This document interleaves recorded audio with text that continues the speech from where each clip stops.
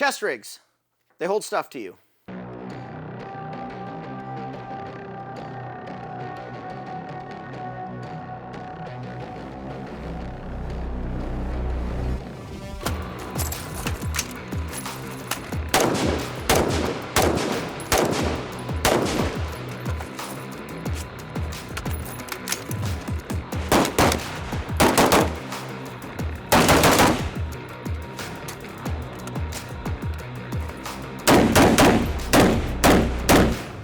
So there's a lot of history behind chest rigs, and you can obviously go all the way back to the old Chi-Com rigs that were made back in the 70s and the 80s, and then as stuff got a little bit more developed and improved and changed. But I want to talk about a few chest rigs right here that are just from the last few decades. Sort of I would say these are the fathers or the patriarchs of the newer chest rigs that we have on the market. So over here, this is a Eagle bandolier, triple mag bandolier. As you will see, it bears a lot of resemblance to various chest rigs on the market today. Very simple 3-magazine situation on the front with 2 rows of MOLLE on the back, but no Velcro. This is before people started Velcroing chest rigs and placards, their plate carriers, and this was made in like the mid-2000s or something like that. We have the LBT 1961. This is obviously, very nostalgic and very recognizable, one of the more recognizable chest rigs on the market. It is a 4-mag profile. You have 4 pouches that will hold your standard Stay-Nag magazines. It will not fit 7.62 mags. And then you have these large saw pouches on the side that also fit imbitters. At the time, imbitters, now 152s and other radios on the side. And this one is zipper front with an X harness. It used to be an H harness. I modified it into an X harness. And this one has no Velcro on the back as well.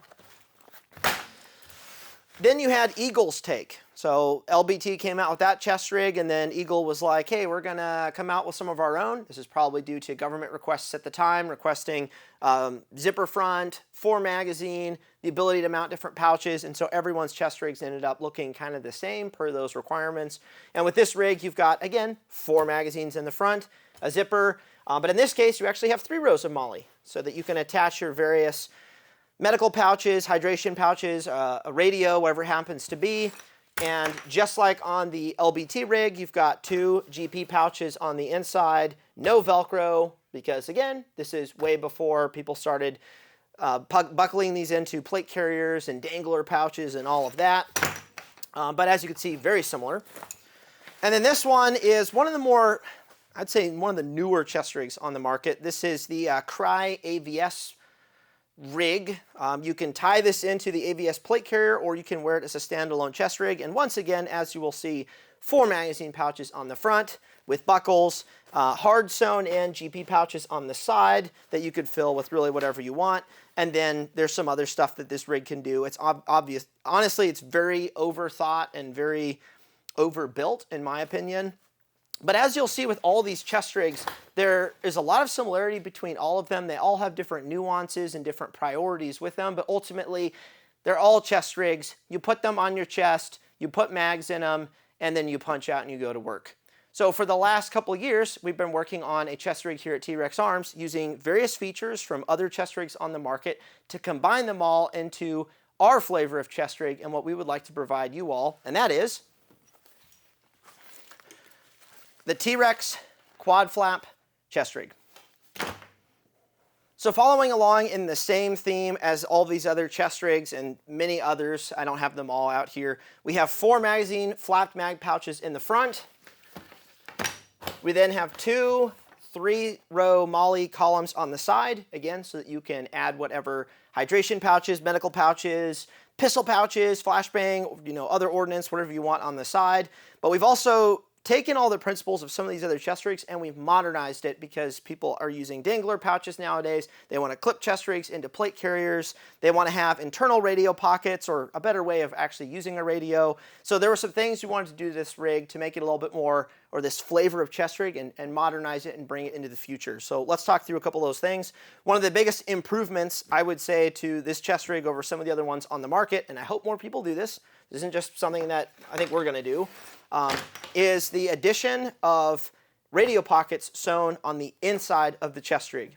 What this does is this frees up the real estate on the sides that you can dedicate to GP pouches, your medical pouches, whatever you want, instead of having to use a radio pouch, and now you don't have a place to put that GP pouch where you want to have your batteries, your magnifier, your binoculars, whatever you happen to have. The other thing this does too is on a lot of radios, especially the larger military radios, as soon as you start mounting those to the exterior of a chest rig, depending on how it's sewn and how it's built, that can start to tip outwards. And that's why radio wings on plate carriers are so awesome, because it keeps the radio nice and tight to the body.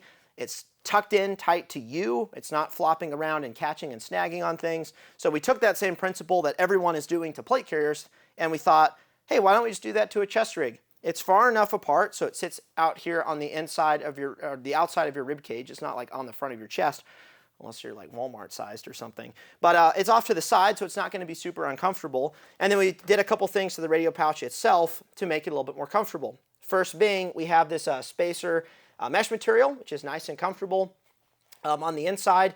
We also made it so that the drop loop, so that when you want to size the radio pouch for the size of radio or the length of radio that you have, is actually padded to make it a little bit more comfortable. And that's just going to result in a much more comfortable experience when you're wearing a radio that tight to the body. Now, the thing about the radio pouch is, this is another thing that a lot of companies have to do when they're designing a radio pouch, is they really have to choose their customer accordingly. So a lot of companies will choose radio pouches that fit the mighty 152 radio and other similarly sized military radios. Now, the downside to this is the majority of civilian radios on the market are not this size. They are much smaller. Baofangs, Yasu's, Motorola's, Kenwood's even. They're much smaller than these radios, so when you drop them into a military-sized radio pouch, you're kind of screwed if you're a civilian. That radio drops all the way to the bottom. You can't change your channels, and it bounces all around, and it's just not a very good fit. So when we were designing this chest rig, we wanted to prioritize a demographic of customer, and that happens to be the civilians, the civilian population who is purchasing the majority of our products on our website.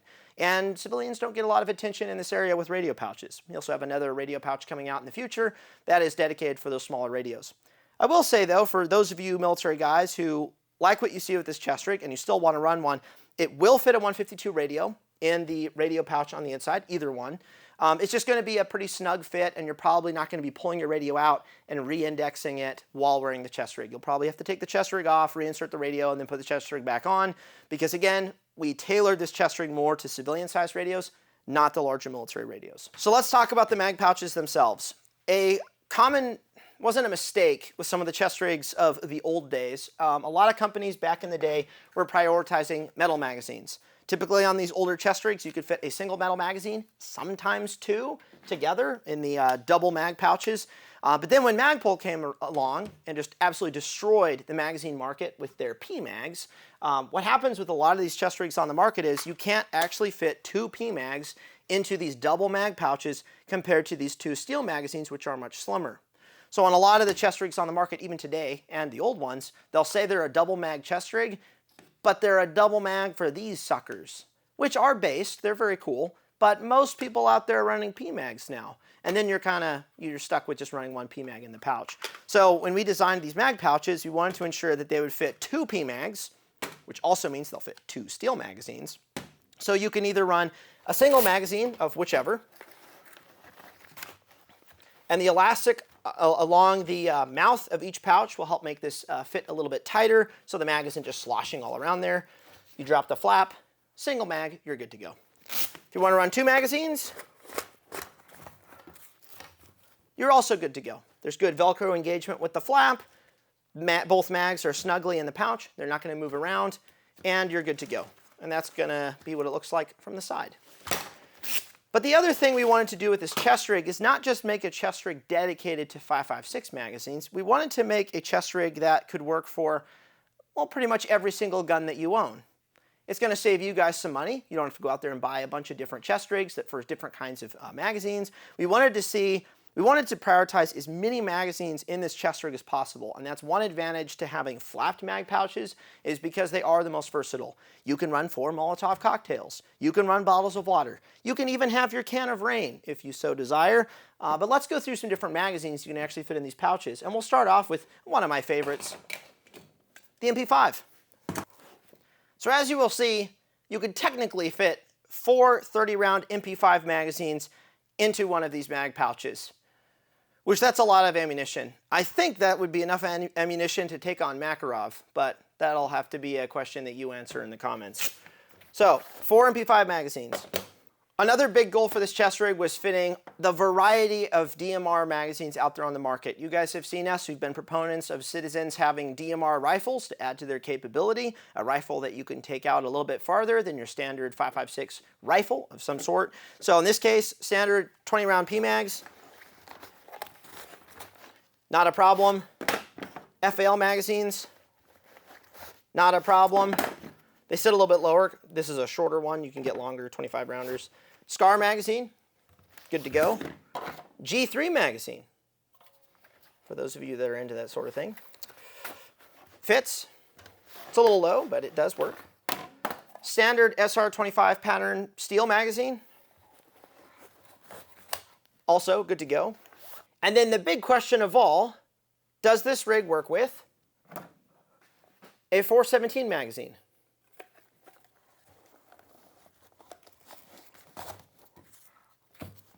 Why, yes, it does.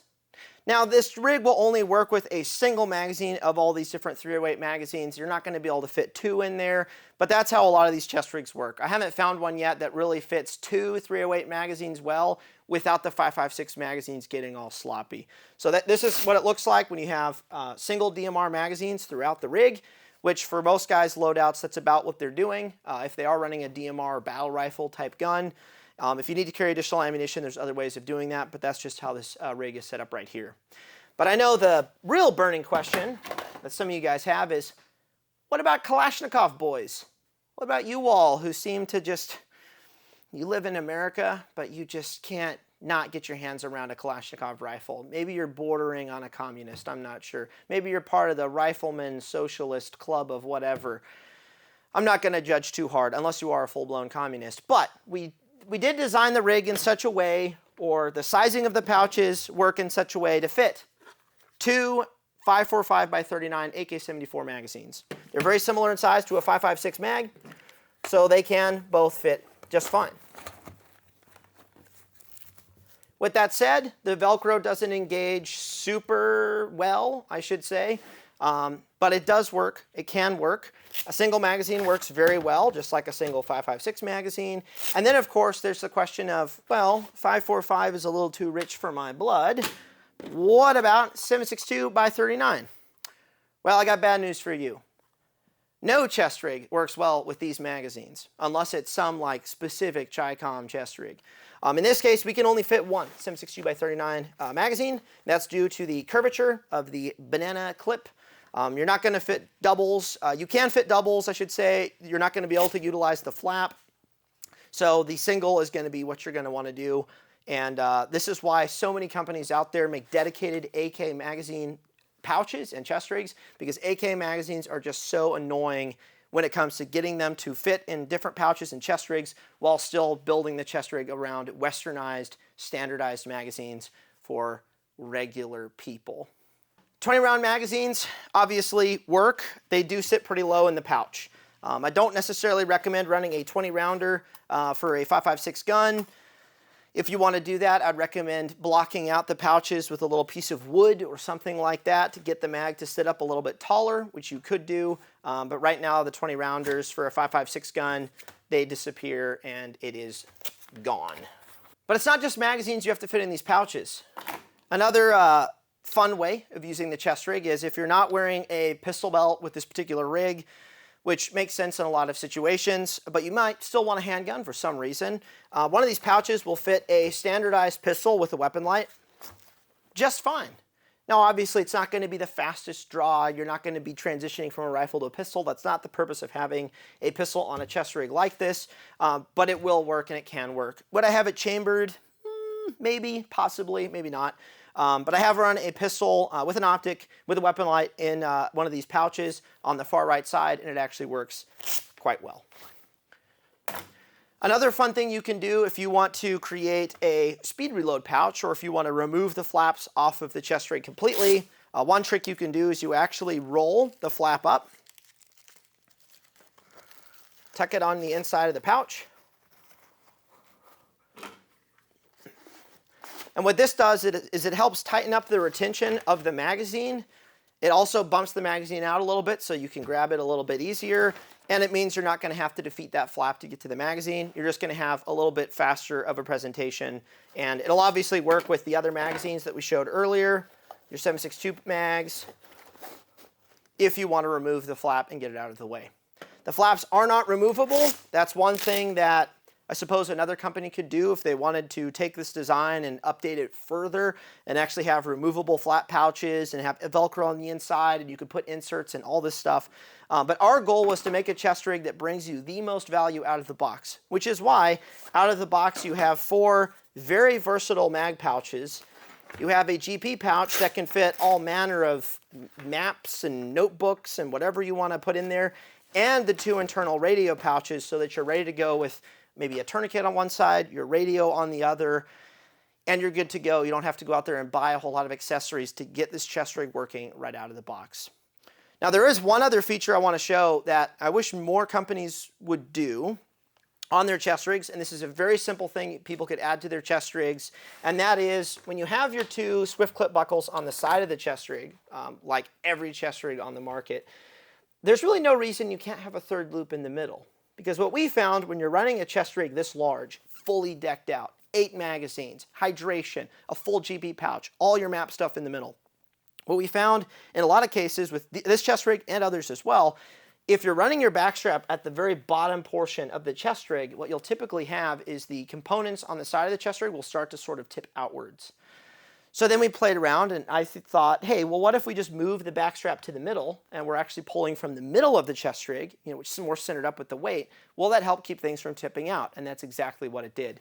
So we give you guys the option to either run the backstrap here at the bottom of the chest rig, traditional like, moving it to the middle for a little bit better load bearingness of the weight of the chest rig, or if you want to get real spicy, you actually add a second backstrap and you actually run 2 of these suckers. And then this thing is the most stable. It's the most stable chest rig I've ever used, having 2 backstraps. That might be a little overkill, but again, it's an option you guys can take. And I'm looking forward to seeing if more chest rig companies will start implementing this because it gives you guys, the consumer, more options. I think it works very well. You guys will have to try that out for yourself and see if you think I'm, correct on that. But we just found in all of our testing that being able to move the backstrap to the middle does make a pretty big difference. On the H harness, we have a very standardized setup of 1-wrap elastic MOLLE webbing, or I should say nylon webbing. It's not spaced. PALS MOLLE webbing is why you'd put a pouch up here. I have no idea. And then another piece of elastic here at the top. So you can interface all of your different PTTs here on the shoulder strap of your H harness just fine. And then there's also adjustment on the H harness for ride height. So you can actually move the Cosm buckle down 1 slot to get the H to drop down further down on your back, the middle, or go all the way to the top if you want that H to rise up even more. I typically run the Cosm buckle all the way at the top because I am a smaller, skinnier dude. And then I simply adjust the side of my H harness with the Tri-Glide to get the chest rig to ride at the appropriate height.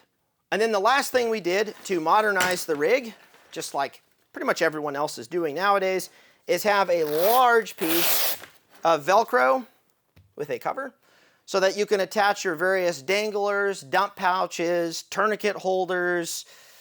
Technically, you could put a groin protector on here. Why you would do that, I don't know. But if you do have a dangler style pouch, you'll be able to add that just fine.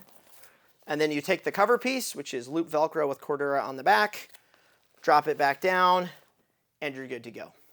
What this loop field also does is if you do want to wear this on top of a slick carrier, so you have your slick carrier on, you have your chest rig in a pack or something like that, if you remove the cover off of the Velcro, once you go to drop this on top of the carrier, it will help kind of stay in place instead of maybe sloshing around and moving on top of that slick carrier. And so that is one reason to have Velcro hook on the outside that's exposed. But honestly, if you just run it with the cover on top and you still drop it on top of a plate carrier, it's not really that bad. But again, you guys have the option if you determine that is what will be best for you. So this is how the quad flap chest rig arrives at your doorstep, looking just like this if you happen to buy one. We're gonna go ahead and show you 3 different loadouts that we've built to show you guys just how wild it can get. All right, I'm gonna go over with you guys my chest rig setup. So before we dive into this, it's just important to understand the context of why this chest rig is set up the way it is. So in this case, what we have set up is obviously our quad flap chest rig, and it's set up for doing some land navigation, maybe with some friends, maybe by myself, and maybe I want to do this at night. So I have all of those capabilities here, but again, this is not a setup for the flat range. This chest rig really isn't ideal for the flat range, although it can be used in that way very well, especially for using other type of magazines other than AR-15 magazines. But so for this setup, I'll go through the magazine pouches first, and the first two here is just 4 magazines, so just standard 5.56 aluminum mags, and then the next two are smoke grenades. So again, this is set up for doing lane navigation, maybe walking around at night, stuff like that. But say I'm with some friends or whatever, and we want to practice some patrolling or trying to be a little bit of tactical, maybe practice some light and/or noise discipline. These, in my experience, doing RNS and type sort of things, smoke grenades are very important, especially for like breaking contact and various other reasons. So any sort of like RNS type setup I have smoke grenades, and lots of them. If I can carry more than 2, I would. Now over on the hydro pouch here, I have 2 water bottles. I choose water bottles over a bottle, like a hard bottle, like a Nalgene or a canteen, because these kind of flex and are a little more comfortable to the body. Now, again, this is like a training setup, so in this case, these are a little loud. So if I was doing this for real, if my life depended on this setup, I'd probably use a canteen. I wouldn't use a Nalgene ever because it's a big old tube that's just not very comfortable, and it tends to just sit on my hip. Canteens are shaped to go around the body. Now, the last thing I'll have on this side is just a little handheld flashlight. So again, with the context of why this chest rig is set up, this will probably get used more than anything else. So that's why that's on there. And then we'll go through the back first, and then I'll dive into this GP pouch. The back here is set up a little different, I would say, other than just having a radio and a tourniquet for obvious reasons. Now this radio is a analog radio that has been Mars modded, so the frequency range of this is quite extensive for receive and transmit, and that's going to be very important for, again, the context of this. So if we're out where there is no cell phone reception or none of us have GPSs, this is actually life-saving equipment because I can transmit and receive if my life's in danger on any of the frequencies that this radio is capable of. So this is very important, and I'm going to have a lot of redundant equipment for this in the GP pouch. Tourniquet, like I said, for obvious reasons. Now this pouch, this is generally a mat pouch. That's what most people put or use the pouch close to their body for. I kind of do the opposite. That's generally what the GP pouch is for, because this is easier to get to than this. This is actually kind of difficult to get to. So this is emergency equipment that I hopefully don't need to use, but I can get to if need be. So this will be like all my survival stuff. So there'll be a bunch of signaling. I'll empty it out. More signaling stuff. There'll be some audio signaling type stuff. So a whistle. This is kind of a mess because there's a ton of stuff stuffed in here. So a whistle. We have a signaling mirror in case those lights don't work. We'll have some boo-boo stuff. So this will also have some ointments and whatnot if I get a bug bite or a burn or whatever the case may be. Fire starter, multiple fire starters. So there'll be a striker and matches in here. We'll have water purification tablets, and then we'll have another signaling device. This can also be multi-use for a structure of some kind, so a roof over you. So basic fire and water in here with some signaling, and then a very, very basic structure. If I was carrying a ruck, which in this case I would be, I would have additional structure supporting equipment in my ruck. Now the last pouch to talk about is the GP pouch, and this is kind of the heart of this rig. This is the pouch that I'll be using most often, or the stuff that's in it. I'll just start with the front pocket. So I don't carry a multi-tool on any of my kits really. That sort of thing stays on my body. Now the only sort of multi-tool that I will carry is some Leatherman trauma shears. These are, they have 3 specific uses but can be used for a lot more things, and plus scissors, it's just nice to have. So I'll have that guy in there. Now in the top pocket, regardless of context of what my equipment's set up for, batteries will always go with me. So this will be at least 1 battery, if not 2, for every piece of equipment that I have on me. Just a little baggie of batteries there, waterproofed.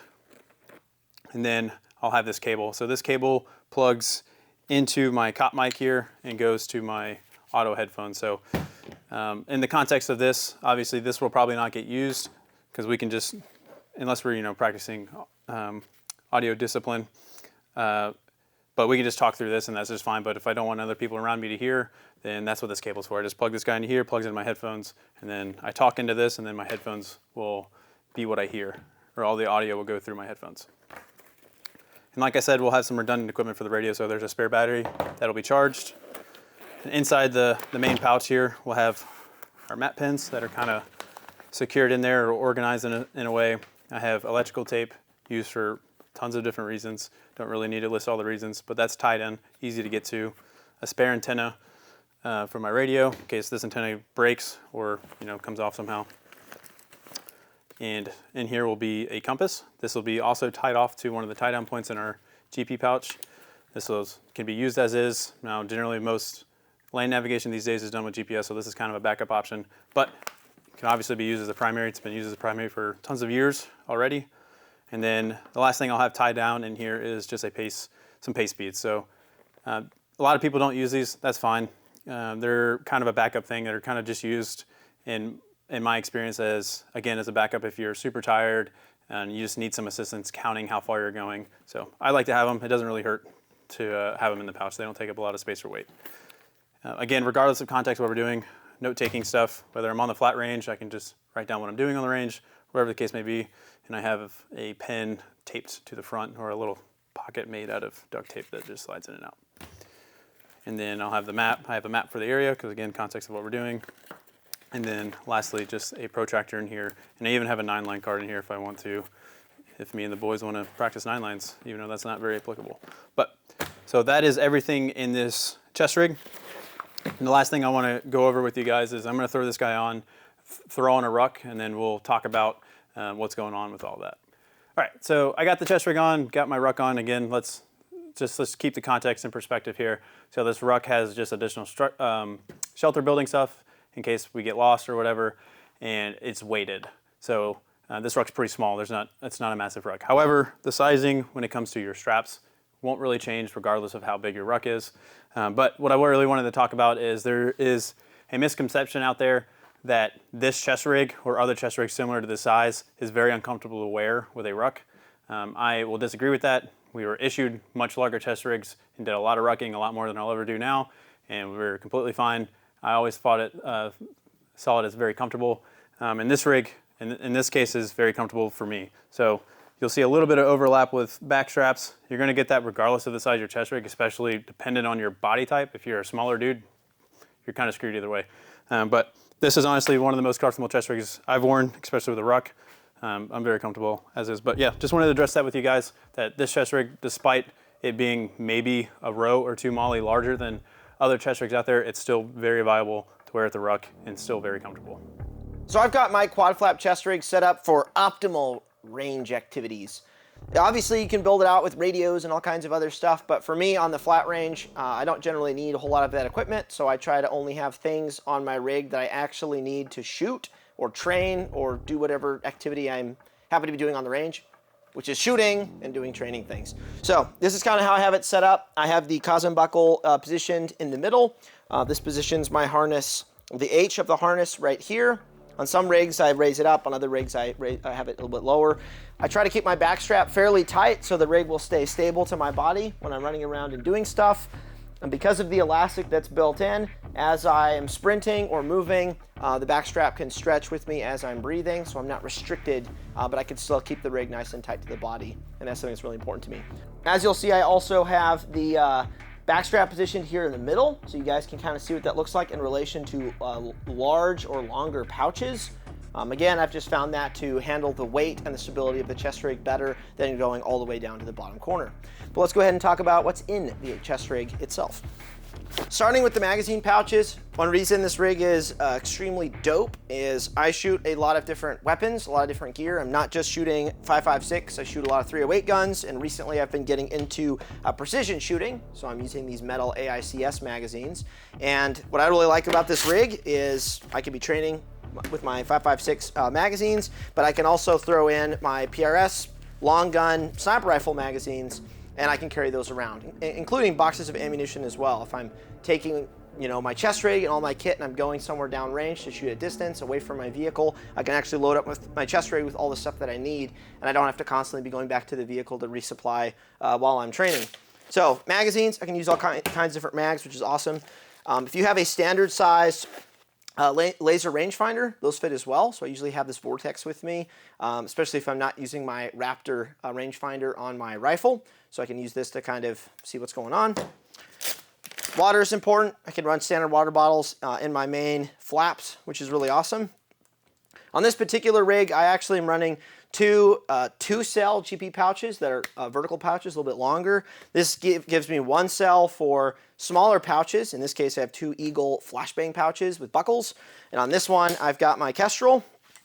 So again, if I'm shooting long range or I'm just trying to figure out what's going on with my ballistics and my dope on my rifle, I have this on me and I just keep that in the pouch and I access that with my left hand. On the right, it's empty. Don't have anything in there right now, but sometimes it's a multi-tool, sometimes it's a white light. It could be a pistol mag, but it's there ready to go when I need to put something in it. Pair of gloves. I've got two little carabiner dealies. Electrical tape, use that all the time for targets and fixing my finger and occluding optics. Lots of uses for electrical tape, not just breaching activities, which obviously I'm not doing. On this side, I actually have my Right in the Rain notebook that has all of my stuff inside of there. I can run this in the center, but in this case, you know, I'm trying to go a little bit more slick, so it's just a little bit easier to run this on the side pouch, and it's about as accessible, or more accessible in some ways. A couple things of batteries, because I always need batteries for my Ear Pro, white lights. I don't have anything for my optics in there, or specifically my scopes, and that's fine. And then I've got a Leatherman, so you always need tools. Got a tourniquet on this side. I always try to have meds on me, just because, hey, we're handling firearms. Firearms are pretty dangerous. That's kind of the point of having firearms. So I try to keep medical gear on me as well. That just goes in the radio sleeve on this side. If I'm not running a radio, I can run another one if I want to have two. And then this GP pouch, I can either use it for additional water. In this case, I usually have a med tray, just with some extra medical gear. It doesn't get in the way. And so I can load up this chest rig. I can put it on if I'm training, or I can just carry it to wherever I'm going. It's just very convenient and allows me to train a little bit more efficiently. And then I also have this dump pouch here in the front, which again kind of goes back to that efficiency of just ease of use. I use this for trash. So there's some like pacer trash. Got a headlamp in there because I use that pretty often. And then typically my phones, I literally just drop these suckers in there, and that's what I have going on with my quad flap chest rig. So this is how I have my chest rig set up. One of the things that's really, really nice about chest rigs, and this one in particular, is you can kind of customize them. So, you know, we don't really know what we're doing or, you know, what mission set it is. Having something that's modular for different weapon systems and all that stuff is really, really cool. And that's one thing I really like about this particular chest rig. So I'm gonna start over here on the right, and I'm going to work my way to the left. Over here, this is what I would do for a while, is actually just carry water bottles, because to me, it was just easier, reach in, grab a water bottle. Obviously, if you have a canteen or you have a Nalgene bottle, you can fit it in there, but I just have two water bottles in here ready to go that I can grab. Obviously, I chose to kind of cover these up because water bottles are, you know, plastic, shiny. I don't want that, you know, out, so I can just kind of cover that up, which I like. 4 magazines on the front. One of them is set up for fast access. I just like rolling this. Again, you can kind of just roll this lid and it presses that magazine out. So that magazine's a little bit quicker to get to. Not only that, but it's angled out a little bit. So if you want to, you can kind of reach behind, grab, and pull it out. I like that a lot. So that's the magazines I'm running. Over here, this pouch is full of a lot of little goodies. In here, I've got a little string of just some batteries. Obviously, these aren't waterproof. So if I wanted to waterproof them, I could put them in like a little waterproof Ziploc bag. A lighter. I have found that in the field, lots of times, you'll just need a lighter. Whether it's somebody asking you for, you know, hey, you got a lighter? I need to smoke, whatever it is. Just having a lighter, quick and easy to access, I find to be useful. Generally, what I use my GP pouches for are the things that I'm going to be accessing a lot that I don't want to go into like an assault pack or a ruck for. I don't want to have to drop my ruck down, get out and get it. I'll keep some of the more important items, you know, 550 cord, different things like that in a assault pack or in a backpack. It's really cool. This is a tiny little headlamp right here that I can fit in this pocket. You'll be using your headlamp constantly. So this is something that I would rather have on my actual rig rather than having to go into like an assault pack. Here, got all sorts of different things. I like to secure my maps in a Plastic bag, it's also just nice to have plastic bags. Markers, protractor, all that just in one little bag that fits in my GP pouch. Also have a compass, which is tethered so I don't lose it for land nav and general direction and knowing where you are and not getting lost. I've got a little knife in here. Knives are just a really good thing to have in general. You never know what you know, I've used these things for all sorts of different stuff. Not really for like self-defense or anything. This is more so a tool, a utility. I've got this can be used twofold, obviously, if you get caught out in the storm. An emergency blanket is extremely small. It's very versatile. I'm sure you guys know, if you've watched, you can use it as a signaling, you can use it as staying warm and not dying. So I really think for how inexpensive and easy these are, you should probably just have one on you. We used to keep these on us because if you don't have time to grab your bag or something like that, it's just nice to have one of these like always on you on your person.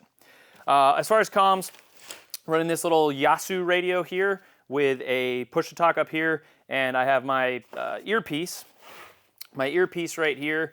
The reason for this is if I'm running a chest rig, I'm probably doing something that involves not wanting to be detected because I'm not wearing body armor or anything like that. My background is kind of in the reconnaissance thing. That's how we would set it up. So these were a big no-no. These were like, they'll talk, they're loud, you're gonna give away your position. So running some sort of earpiece, you can run like comms on like, just a headset. What I found is that when you're walking around, if it's real hot, wearing that headset constantly can get a little bit annoying. So this little earpiece right here won't cause you to like sweat a whole bunch. And you can kind of pop it in and out if you need to hear what's going on. You can wear EarPro over it if you need to. So this is kind of a little thing. I use a little bit of tape to secure it.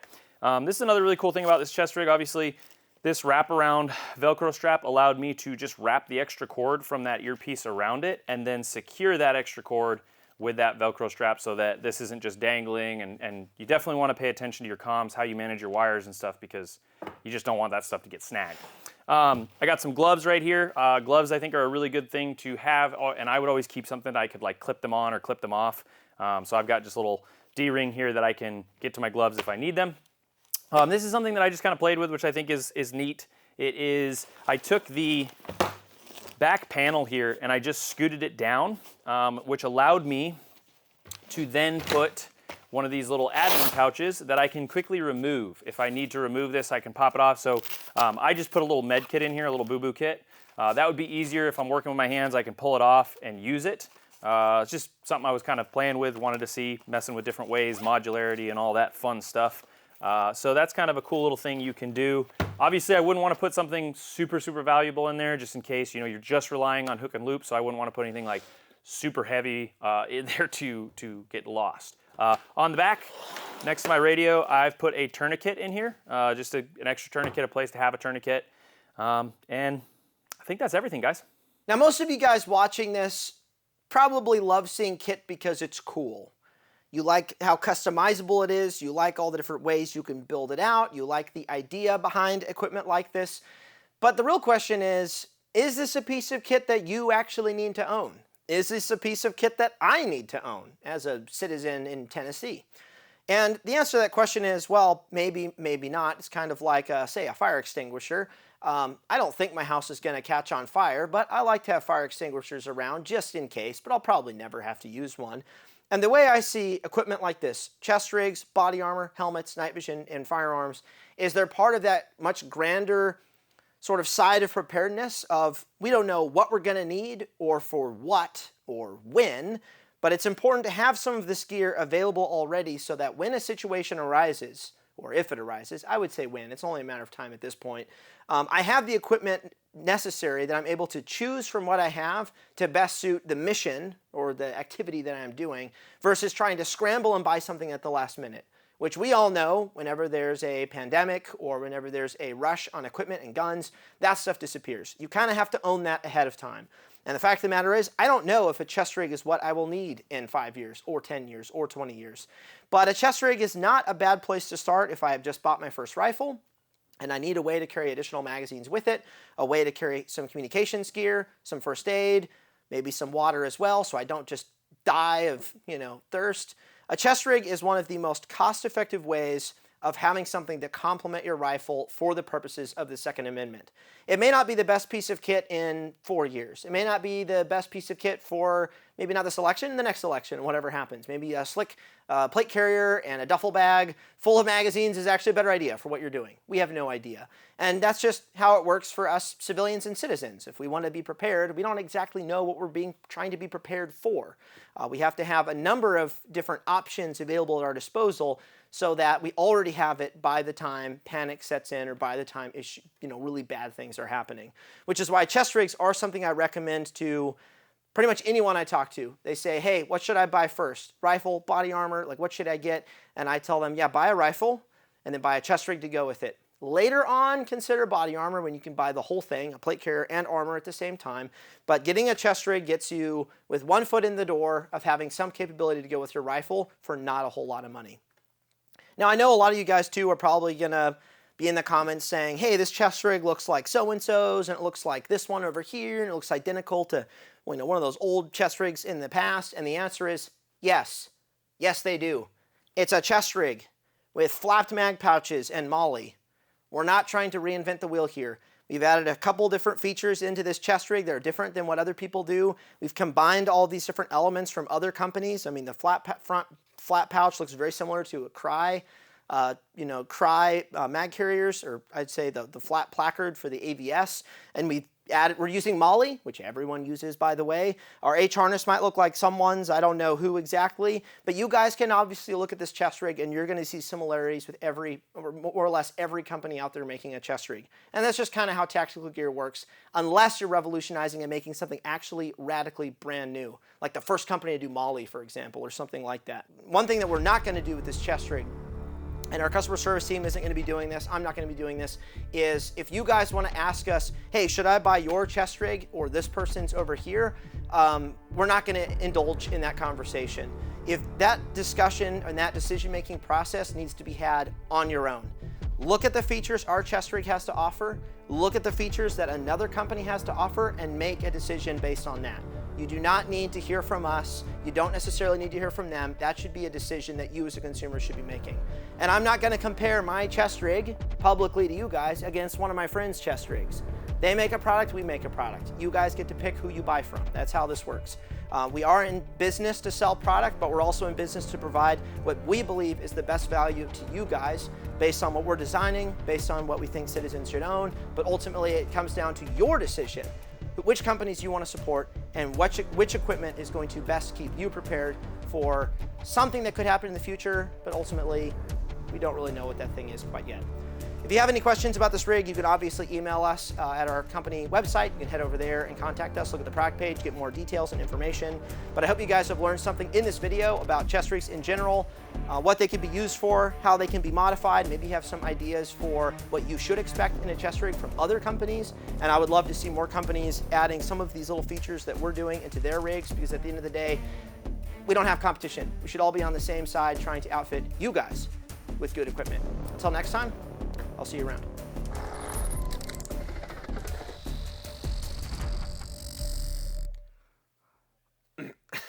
Garret, go back in that corner and hide. Go to your corner. Go, hide for this. Okay, no, I don't. Oh, I don't care if you judge me. Go to your corner. Go to your corner, hide.